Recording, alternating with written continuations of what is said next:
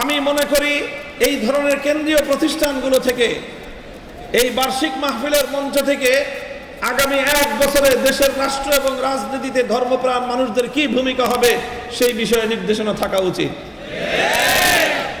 চলমান বাংলাদেশের সমাজ এবং রাজনৈতিক প্রেক্ষাপটে আলেম সমাজের কি বক্তব্য, সেই বক্তব্য স্পষ্ট ভাষায় আমাদেরকে বলতে হবে। আমাদের এই কথা এক শ্রেণীর মানুষ রুষ্ট হয়। কারা রুষ্ট হয়, আমাদের এই কথাগুলি কাদের পছন্দ হয় না, তাদের পরিচয়টাও খুব ভালো করে শুনে রাখেন।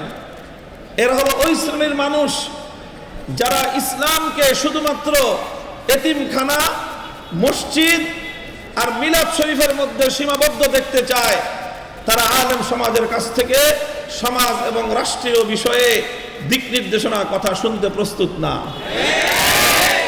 তোমাদেরকে বলবো, তোমরা তোমাদের এই মনোভাব এবং তোমাদের এই মতাদর্শকে পরিবর্তন করো।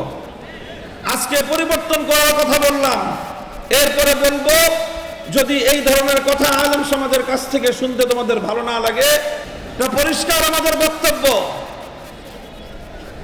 আমি নাম উল্লেখ করে বলি, এই যে পতিত আওয়ামী সরকার, আওয়ামী দল, অনেক অনেক সমালোচনার দিক আছে।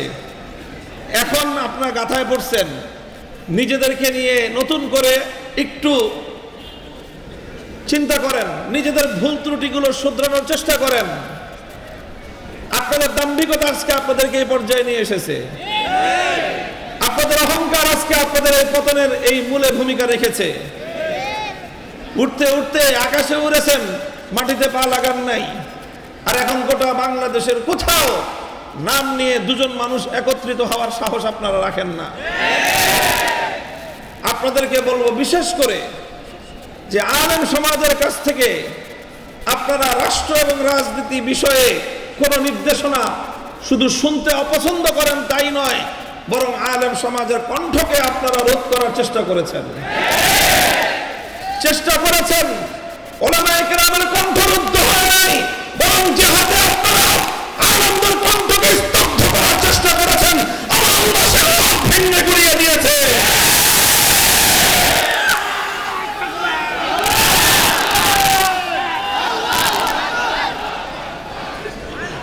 মুহতারাম হাজিরিন, আমি শুধু একটা দলের নাম উল্লেখ করলাম, কারণ নাম উল্লেখ না করলে অনেকে আবার বুঝতে পারে না যে তাদের ভুলটা কোথায়।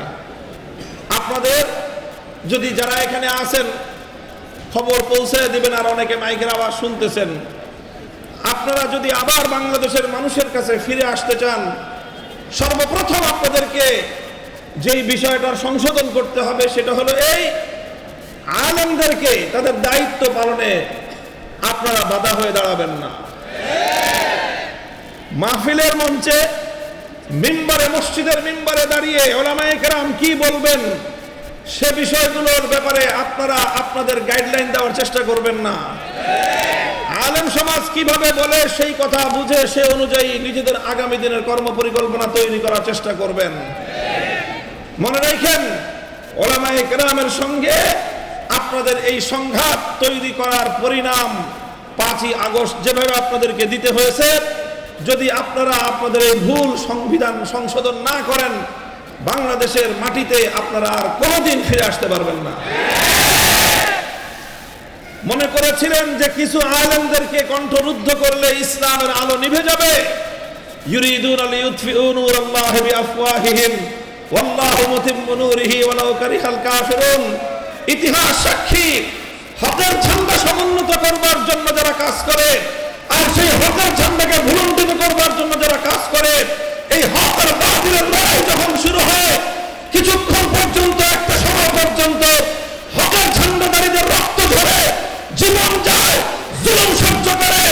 এরপর আল্লাহ পাক রব্বুল আলামিন হকের ঝান্ডাধারীকেই বিজয় দান করেন এবং হক চিরন্তরে গায়েব হয় আর বাতিল পরাভূত হয়। বাতিল দুনিয়াতে পরাভূত হওয়ার জন্য এসেছে। মুহতারাম হাজিরিন, এটা হলো আমি মৌলিক কিছু কয়েকটা কথা বললাম। এটা একটা দলের নাম উল্লেখ করে বললাম। অপর দল বা অন্যান্যরা মনে করবেন না যে আপনারা সব একেবারে ধোয়া পাক পবিত্র। তাদের তাদেরকে দেখে দেখে আপনারা মাঝে মাঝে এই ধরনের চর্চা করার চিন্তা করেন। বাংলাদেশে একটা কালচার ব্যাপকভাবে উলামায়ে কেরাম এটাকে সম্মিলিতভাবে রুখে দাঁড়াতে হবে। সেটা হলো ধর্মীয় কার্যক্রমে, ইসলামের বিভিন্ন মুখে কার্যক্রমে কিছু রাজনৈতিক নেতৃবৃন্দ তারা খবরদারি করবার চেষ্টা চালায়। মাহফিলের মঞ্চগুলোতে তারা খবরদারি করার চেষ্টা করে। আল্লাহুম্মা সাল্লি আলা মুহাম্মাদ ওয়া আলা আলি মুহাম্মাদিন কামা সাল্লাইতা আলা ইব্রাহিম ওয়া আলা আলি ইব্রাহিম ইন্নাকা হামিদুম মাজিদ। এগুলো আমি কিছু মৌলিক কথা বললাম। আমি আশা করি উলামায়ে কেরাম আমার এই কথাগুলোকে পর্যালোচনা করবেন। যদি এই কথার মধ্যে কোনো সংশোধনী থাকে তাহলে আমরা সেই সংশোধনী করে নিব, আমি আমার সংশোধনী করে নিব। আর যদি এই কথাগুলো উলামায়ে কেরামের ইসলামিক অনুষ্ঠানগুলির আয়োজকদের যদি এই কথাগুলি অনুসরণীয় হয়ে থাকে তাহলে আগামী দিনে আমরা এই কথাগুলি অনুসরণ করব। মনে রাখবেন যে মাটি যখন কাদা থাকে, নরম থাকে, তখন তাকে দিয়ে যেইভাবে ইচ্ছা সেইভাবে পাত্র বানানো যায়। মাটি যখন শক্ত হয়ে যায় তখন তাকে দিয়ে আর কোনো পাত্র মনের মতো করে তৈরি করা যায় না। বাংলাদেশের আগস্ট বিপ্লবের পরবর্তী এই সময়ে বাংলাদেশের মাটি এখন কিছুটা কাদা আছে। এখন আমরা আগামী দিনের জন্য যেইভাবে ডাইস তৈরি করব, আগামী দিনের বাংলাদেশ সেভাবেই চলবে। আগামী দিনের ইসলামী প্রিয় জনতা সেভাবে চলবে। বাংলাদেশের প্রত্যেকটা কাজ ইনশাআল্লাহ সেভাবেই চলবে। আর আমরা যদি এই সময়ে আমরা যদি কোনোভাবে আমাদের দায়িত্ব পালনের সচেতনতার পরিচয় দিতে ব্যর্থ হই তাহলে এই মাটি শক্ত হয়ে আবার সেই আগের জাহেলিয়াতের যুগ ফিরে আসবে। আইয়ামে জাহেলিয়াতের পর আল্লাহর পয়গম্বর মুহাম্মদ আরবি সাল্লাল্লাহু আলাইহি ওয়াসাল্লামের বিপ্লবের মধ্য দিয়ে সেই আইয়ামে জাহেলিয়াতের পতন ঘটেছিল। বাংলাদেশের উলামায়ে কেরামের ত্যাগ, কোরবানি আর শাহাদাতের নজরানার মধ্য দিয়ে বাংলাদেশের আওয়ামী জাহেলিয়াতের যুগের পতন ঘটেছে। এই আওয়ামী জাহেলিয়াত যেন আর কোনোদিন বাংলাদেশে ফিরে আসতে না পারে সেই ব্যাপারে আজকেই আলেম সমাজকে আগামী দিনের জন্য কর্মপন্থা নির্ধারণ করতে হবে। আল্লাহ পাক আলেম সমাজকে সেভাবে দায়িত্ব পালন করার তৌফিক দান করুন। মুহতারাম হাজিরিন, আমি কোরআনে পাকের যে আয়াত তেলাওয়াত করেছি এই আয়াতের ভাবার্থ খুব সংক্ষিপ্ত। এভাবে আল্লাহ বলছেন, আলাম তারা ইলাল্লাযীনা ইয়াজউমুনা আন্নাহুম আমানু বিমা উনজিলা ইলাইকা ওয়া মা উনজিলা মিন ক্বাবলিকা ইউরিদুন, যারা আল্লাহ পাকের কোরআন এবং আসমানি কিতাবকে বিশ্বাস করে বলে নিজেদের পরিচয় দেয়। ইয়াজউমুন, তারা দাবি করে যে আন্নাহুম আমানু, যে তারা ঈমানদার। নিজেরা নিজেদেরকে ঈমানদার বলে দাবি করে, নিজেরা নিজেদেরকে মুসলমান এবং মুমিন বলে পরিচয় দেয়, অথচ ইউরিদুনা আইয়াতাহাকামু ইলাত তাগুত, তারা নিজেদেরকে ঈমানদার বলে দাবি করার পরেও আল্লাহ পাক ক্ষোভ আর খেদ নিয়ে আল্লাহ অভিযোগের সুরে বলতেছেন যে তারা নিজেরা নিজেদেরকে ঈমানদার বলে দাবি করার পরেও তারা তাগুতের কাছে বিচার প্রার্থনা করে এবং তারা তাগুতের কাছে সিদ্ধান্ত চায়।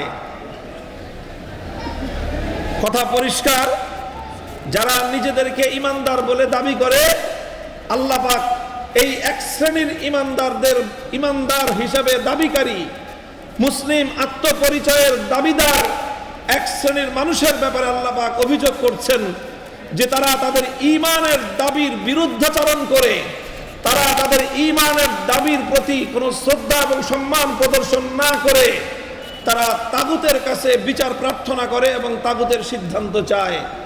আল্লাহ বলছেন এই কর্মকাণ্ডের মাধ্যমে ওয়ায়ুরিদুশ শাইতানু আন ইউদিল্লাহুম দালালাম বাঈদা, তারা শয়তানের শিকারে পরিণত হয় এবং শয়তান তাদেরকে গুমরাহ এবং বিভ্রান্ত করে ছাড়ে।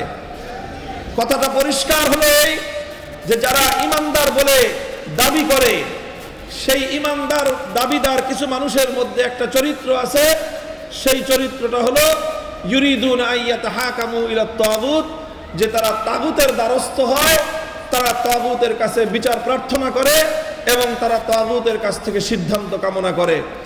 কোরআনের এই আয়াত ব্যর্থহীন ভাবে এ কথা বলে। আরো অনেক আয়াত রয়েছে কোরআনে পাকের মধ্যে, প্রায় 10-15টা আয়াত এই বিষয়ের উপর রয়েছে, যার প্রত্যেকটির মর্ম অভিন্ন আর সেই মর্ম হলো কোন ইমানদার ব্যক্তি কোনোদিনও কোনো তাগুতের কাছে সিদ্ধান্ত কামনা করতে পারে না। কোন মুমিন কোনোদিন কোনো তাগুতের ফয়সালা মানতে পারে না। কোন মুমিন কোনোদিন কোনো তাগুতের কাছে বিচার প্রার্থনা করতে পারে না। এই হলো আয়াতের মর্ম। আমার এই আলোচনার মধ্যে মূল প্রসঙ্গ থাকবে তাগুত কি জিনিস, তাগুতের পরিচয় দেওয়া। কারণ আমার ব্যক্তিগত অ্যানালাইসিস, আমার পর্যবেক্ষণ হলো আজ মুসলমানদের মধ্যে সবচেয়ে বেশি সংখ্যক মুসলমান যেই কারণে ঈমান হারা হয়ে রয়েছে অথচ তারা নিজেদেরকে ঈমানদার বলে দাবি করছে, সেটা হলো তারা আল্লাহর স্থানে তাগুতকে বসিয়ে তারা তাগুতের আনুগত্য করছে, আল্লাহর আনুগত্য পরিহার করে, আর এভাবে তারা সকলেই ঈমান হারা হয়ে বেঈমানে পরিণত হয়েছে। কাজেই আজ জাতির কাছে, মুসলমানদের কাছে ঈমান বিল্লাহ এবং কুফর বিত তাগুতের এই প্রসঙ্গ স্পষ্ট ভাষায় খুলে খুলে বর্ণনা করার সময় এসেছে।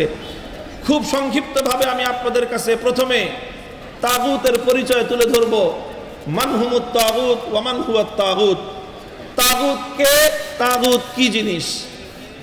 তাগুত সম্পর্কে অনেক বিস্তারিত আলোচনা রয়েছে। কাদিমান ওয়া হাদিসান, সাহাবায়ে কেরামের যুগ থেকে বর্তমান যুগ পর্যন্ত যারাই কোরআনে পাকের ব্যাখ্যা নিয়ে আলোচনা করেছেন, তাফসীরের আলোচনা করেছেন, তারা সকলেই নিজ নিজ ভাষায় তাগুতের সংজ্ঞা উল্লেখ করেছেন। তাদের সকলের সংজ্ঞাগুলোকে একত্রিত করলে তাগুতের যেই পরিচয় আমি পাই, সেই পরিচয়টা আমি আমার ভাষায় আপনাদেরকে সহজভাবে উপস্থাপন করছি। তাগুত বলা হয় প্রত্যেক ওই ব্যক্তি বা বস্তুকে, এক কথায় বলতে গেলে ওই গায়রুল্লাহকে, যেই গায়রুল্লাহ আল্লাহর নির্ধারিত আসনে নিজে নিজেকে সমাসীন করে অথবা অন্য কেউ তাকে আল্লাহর আসনে সমাসীন করার পর সে তাতে সম্মতি জ্ঞাপন করে, তাকেই বলা হয় তাগুত। কথাটা আবার বুঝেন, খুব গুরুত্বপূর্ণ ঈমানের প্রসঙ্গের বিষয়। এটা তাওহীদ এবং শিরকের একটা প্রশ্ন। এই প্রশ্ন যারা না বুঝে তারা, বহু মানুষ নিজেদের অজান্তে প্রতিদিন শিরকের মধ্যে লিপ্ত আছে। আর যে ব্যক্তি শিরকের মধ্যে লিপ্ত থাকে, 1000 রাকাত নামাজ পড়লেও 1 রাকাত নামাজের কানাকড়ি মূল্য থাকে না। প্রথম বুঝেন, আল্লাহ পাকের জন্য নির্ধারিত কিছু বৈশিষ্ট্য রয়েছে। কার বৈশিষ্ট্য বললাম? বলেন কার বৈশিষ্ট্য? আল্লাহর জন্য নির্ধারিত কিছু বৈশিষ্ট্য রয়েছে, সেগুলো আল্লাহ পাকের জন্যই নির্ধারিত। এটা আল্লাহর সংরক্ষিত আসন। যে আসনটা আল্লাহর জন্য সংরক্ষিত, সেই সংরক্ষিত আসনে কোনো গায়রুল্লাহ যদি বসে, নিজে ইচ্ছায় বসে পড়ে, অথবা অন্য কেউ যদি তাকে আল্লাহর সংরক্ষিত আসনে বসায় আর সে যদি তাতে সম্মত থাকে, তাহলে তাকেই বলা হয় তাগুত। যেমন একটা আমি দৃষ্টান্তের মাধ্যমে বলি, আল্লাহ পাকের জন্য একটা বিশেষ বৈশিষ্ট্য যেটা আল্লাহর জন্য সংরক্ষিত এবং নির্ধারিত, সেটা হলো এই কায়নাতের মধ্যে, সৃষ্টি জগতের মধ্যে ইবাদতের একমাত্র উপযুক্ত কে? চিৎকার করে বলেন, ইবাদতের একমাত্র উপযুক্ত কে? অন্য কারো জন্য ইবাদত হতে পারে না। তো ইবাদত আল্লাহর জন্যই নির্ধারিত। এখন কেউ যদি আল্লাহর জন্য যে ইবাদত নির্ধারিত, ইবাদতের প্রাপ্য এবং ইবাদতের হকদার একমাত্র আল্লাহ, এখন আল্লাহর জায়গায় কোনো গায়রুল্লাহ যদি নিজের জন্য ইবাদত কামনা করে, অথবা অন্য কেউ যদি কোনো গায়রুল্লাহকে ইবাদত প্রাপ্তির জায়গায় অর্থাৎ মাহবুদের জায়গায় বসায়, তাহলে যেই গায়রুল্লাহকে মাহবুদের জায়গায় বসানো হলো, সেই গায়রুল্লাহকেই বলা হবে তাগুত। যেরকম ধরেন, সেজদা পাওয়ার মালিক একমাত্র কে?